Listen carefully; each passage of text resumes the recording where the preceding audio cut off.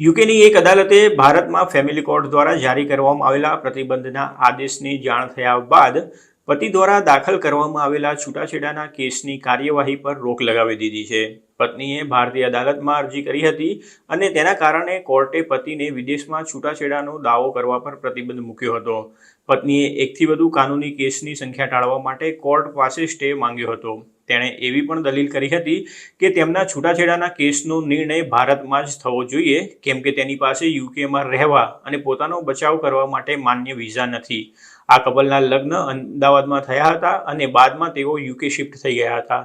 10 વર્ષ પહેલા આ કપલના લગ્ન અમદાવાદમાં થયા હતા અને બાદમાં તેઓ યુકે જતા રહ્યા હતા. જોકે યુકે ગયા બાદ બંને વચ્ચે મનમેળ થયો ન હતો અને તેમની વચ્ચે અનબનાવ શરૂ થઈ ગયા હતા, જેના કારણે પત્ની 4 વર્ષ અગાઉ ભારત પરત આવી ગઈ હતી.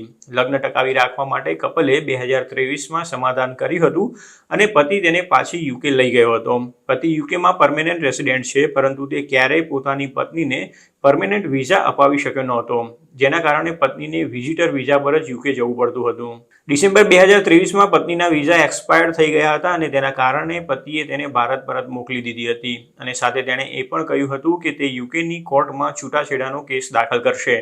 જોકે પત્નીને ચિંતા થઈ ગઈ હતી કે તેની પાસે યુકેમાં લાંબો સમય રહેવાના વિઝા નથી અને તેથી તે યુકેની કોર્ટમાં પોતાનો બચાવ કરી શકશે નહીં.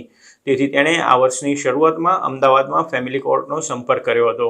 એડવોકેટ આરુષિ દેસાઈ દ્વારા અરજી દાખલ કરવામાં આવી હતી, જેમાં પત્નીએ યુકેમાં છૂટાછેડાની કાર્યવાહી શરૂ કરવાથી તેના પતિને અટકાવવા માટે એક વિરોધી દાવા માટે અરજી કરી હતી.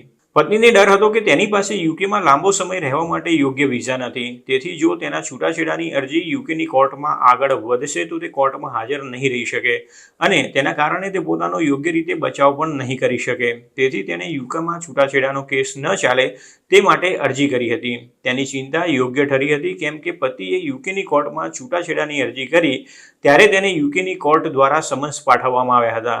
યુકેની કોર્ટે ચેતવણી આપી હતી કે જો તે પોતાનો જવાબ નહીં આપે તો કેસ એક પક્ષીય રીતે આગળ વધશે. ભારતમાં ફેમિલી કોર્ટે પતિને યુકેમાં છૂટાછેડા લેવા પર રોક લગાવીને વચગાળાનો સ્ટે આપ્યો હતો. પત્નીએ તરત જ યુકેની કોર્ટને વિવિધ માધ્યમો દ્વારા આ આદેશની જાણ કરી હતી. ભારતીય ફેમિલી કોર્ટના આદેશને સ્વીકારીને યુકેની કોર્ટે છૂટાછેડાની કાર્યવાહી પર ટેમ્પરરી રોક લગાવી દીધી હતી.